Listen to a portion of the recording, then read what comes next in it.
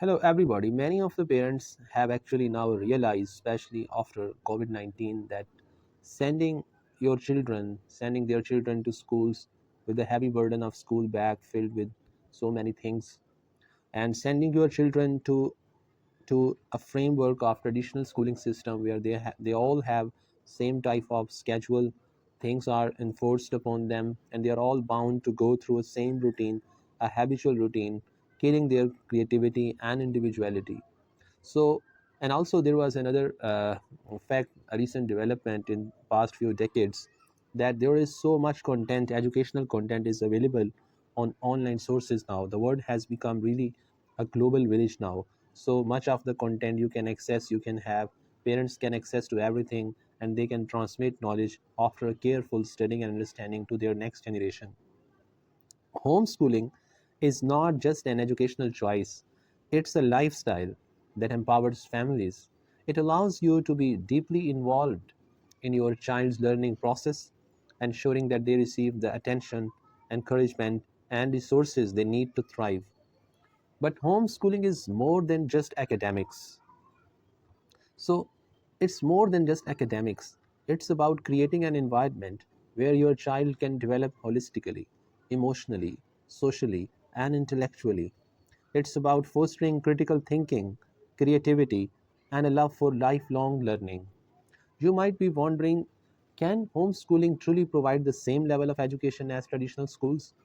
The answer is a resounding yes. Studies have shown that homeschool children often excel academically and socially, outperforming their peers in standardized tests and gaining admission to top universities.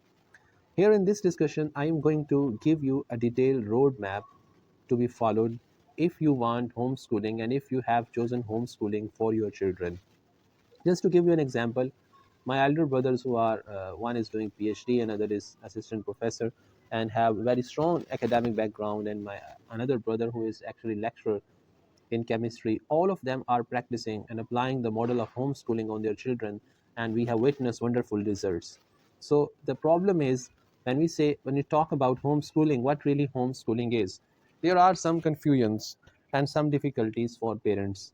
First of all, the important thing is the selection of subjects.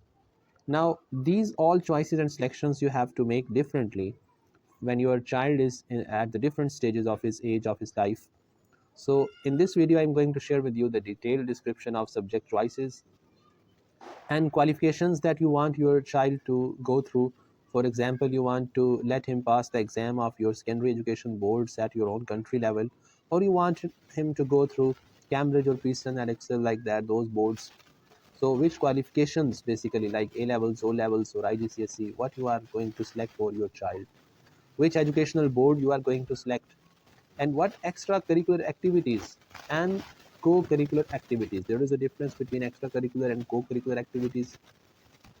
Extracurricular activities are beyond curriculum areas, are not attached with that, like physical fitness, like sports, like morning walk, like going to seminars, like other things, going to family events, like other so many extracurricular activities are also there. And the co-curricular activities like speech competition, debates, poetry, art, drawing, you have to make your child grow in these activities for his full growth when you are giving him homeschooling. And you also have to give time to your children. This is the most important thing. Many of the parents of college schools and universities, when they used to talk to me and they appeared in parent teachers meeting, so the issue that I noticed in my long academic and teaching experience is that parents actually don't give time to their children. This is the thing. We are living in a very fast era and we have so many things to accomplish, and really we are unable to give time to our children. Skills development, you not only have to make them read few books and subjects that you have chosen, you not only have to make them prepare for good grades in their exams to get degrees, but you also have to let them improve and enhance their skills, like digital skills, like language skills, like communication skills, and much more. The most important thing in all these points is 24 hours timetable. When you are having your children at home for homeschooling, you must have a timetable for 24 hours. You need to consult with a good like educational consultant or trainer who can guide you well how to make this 24 hours timetable, and which time slots you have to reserve for certain activity of your child. You also have to distribute subjects and books into different time slots to make 24 hours timetable for your child. Let's talk about qualifications. So, beginning from age 3, when your child is 3 years old, his education will begin when you are giving him homeschooling. And we will complete it till the age 19, I mean, till his pre university education. So first you have to choose. Here in this discussion, I have chosen Cambridge because Cambridge is an educational academic board, international educational board that has a variety of subjects and that has adaptability to all countries. It provides you a customized selection of subjects according to particular needs of the country that you are living in. So it divides from age 3 to 19, it divides into these parts, these very important and crucial years of your child's age and his life. So early years, this early years education means between the age 3 to 5. When your child is 3 years to 5 years old, in these 3 years, between these 2 years, you have to give him early year education. Later on, I'm going to discuss in detail what subjects you have to cover in these 2 years. Then Cambridge offers primary education from age 5 years old to 11 years old. Then lower secondary, in some countries they call it middle education, that is 11 to 14. So it involves like grade 7, 8 and 9, in some countries 6, 7, 8. Upper secondary, that is actually secondary education, O levels, IGCSE, that is between 14 to 16. In some countries like India and Pakistan, they often call it, like in some countries they call it secondary education, in some countries they call it matriculation. So this is between age 14 to 16, so almost these 2 years. So but the duration depends on the country that you are studying. School sometime take 3 important years of your child's life to complete O levels, but Cambridge does not require that. Then comes advanced level or A levels.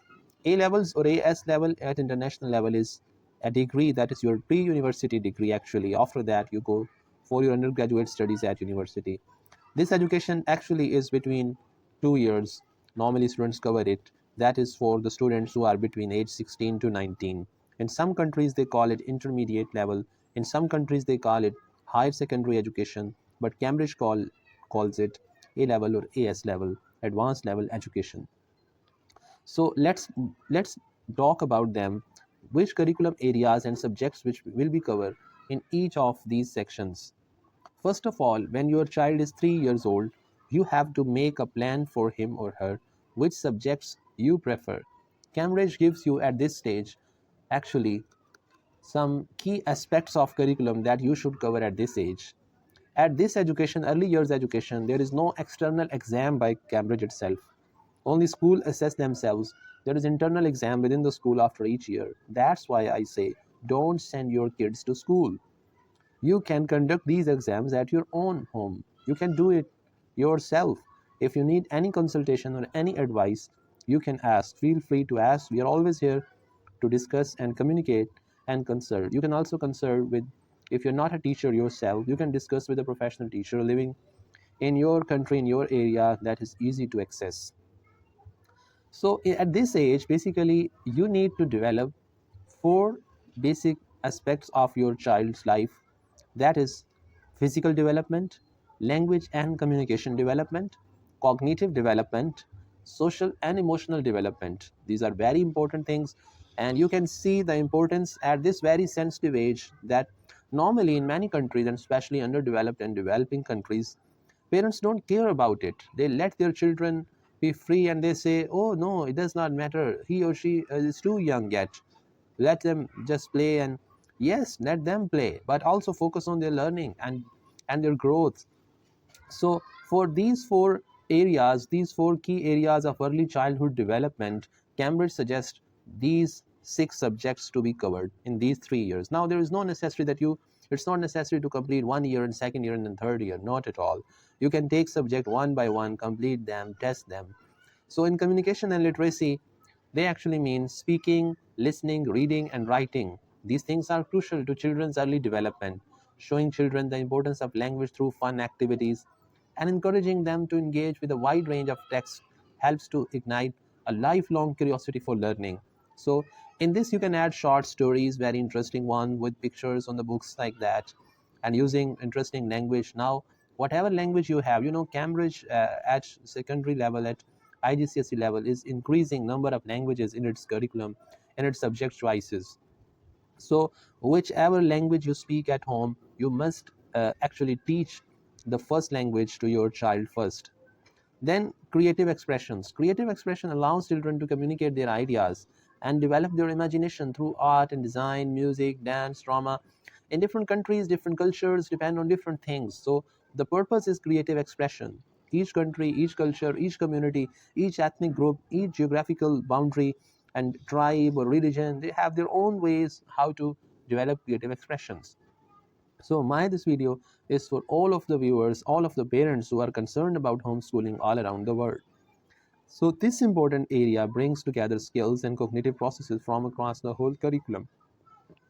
Then comes mathematics, like numbers and the very basic things that you can teach them through games and activities. You can introduce children to mathematical language, thinking, and concepts that they will need when they start their primary education.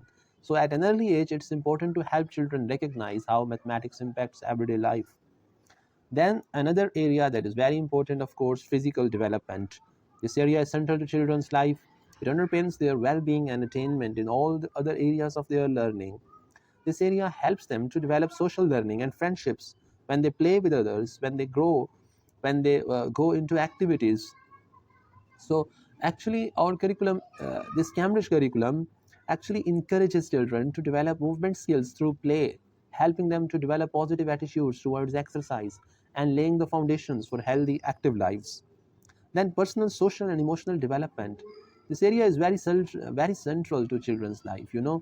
When they have to communicate, when they have to make friendships, when we have to teach them sharing. Like some children don't like to share their toys with other children. So their emotional intelligence, their social development, all this we need to teach them at this early age. The last thing is at early years you have to understanding the word. By word here we mean everything around them. So this area of curriculum encourages children's natural curiosity as they explore the world around them.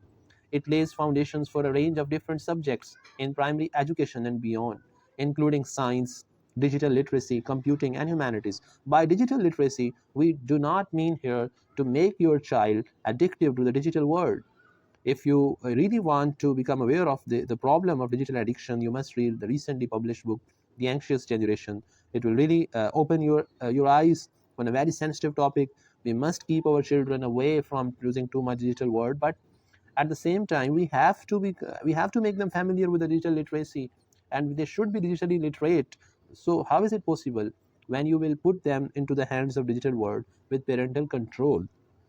So now how to do it? These are the 6 areas. There are many publishers that have published the books with these titles. You can use them, or if you need more guidance, you can contact us. Hopefully we will provide you further details, and we will discuss primary education in the next part of this video. Thanks.